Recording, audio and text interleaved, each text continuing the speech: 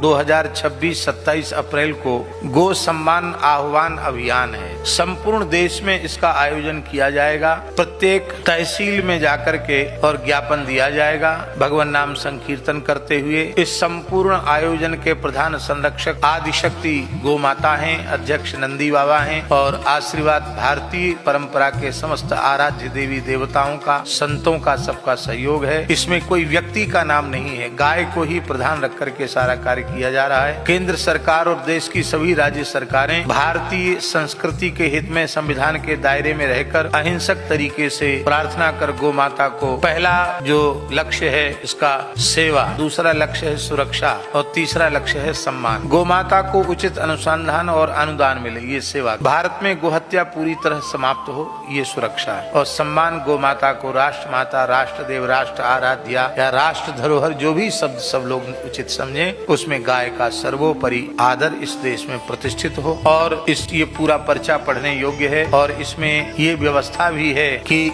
यदि भारत की सभी तहसीलों में ये ज्ञापन देने के बाद 5 महीने तक गोभक्त प्रतीक्षा करेंगे। दिसंबर, जनवरी, फरवरी, मार्च, अप्रैल, इन 5 महीनों में पूरे देश को जोड़ा जाएगा। 27 अप्रैल को 2026 सोमवार को सभी एसडीएम, राष्ट्रपति, प्रधानमंत्री, राज्यपाल, मुख्यमंत्री सबके नाम से यह प्रार्थना पत्र देंगे। यदि उचित सुनवाई नहीं हुई तो इसके पश्चात 2.5 माह पश्चात मई, जून, जुलाई शासन से सकारात्मक संवाद करते हुए दिनांक 10 जुलाई 2026 तक प्रतीक्षा करने के बाद फिर भी यदि उचित संकेत नहीं मिला तो दिनांक 27 जुलाई सोमवार को जिसके प्रत्येक केंद्रों पर जाकर कलेक्टर के माध्यम से शासन सरकार को सुनवाई यदि हो जाती सकारात्मक तो उनको धन्यवाद देंगे। किसी कारणवश 27 जुलाई का ये कार्यक्रम सकारात्मक रूप में स्वीकृत नहीं होता है तो फिर 5-2.5 महीने के बाद 10 अक्टूबर को केंद्र सरकार की ओर से